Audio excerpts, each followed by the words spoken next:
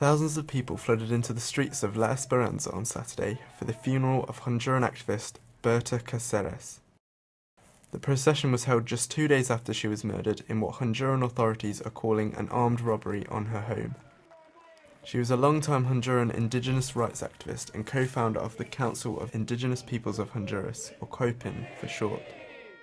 Honduran activists have been attacked relentlessly ever since the 2009 coup where President Manuel Zelaya was overthrown.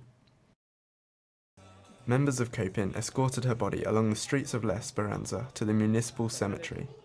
Bunches of white balloons were released into the clouds as the gathering of supporters paid their respects and left tributes to her life's work.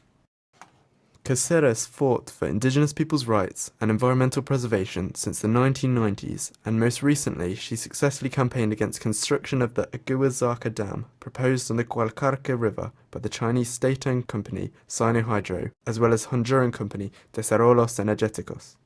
She won the 2015 Goldman Environmental Prize for her campaign against the dam, which threatened to cut off food and medical supplies for the indigenous Lenca people living in the Rio Blanco Basin, who depend on the river for their way of life.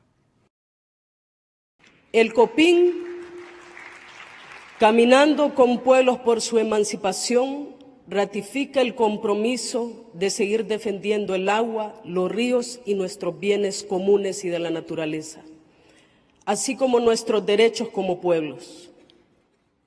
Current Honduran President Juan Orlando Hernández said that Caceres' murder would not go unpunished, but protesters have called for his resignation, saying his administration turns a blind eye to rampant corruption at all levels of government.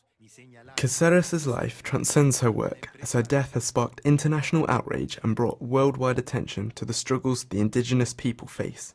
Family and supporters have vowed they will continue the fight to stop the destruction of the beautiful Honduran landscape.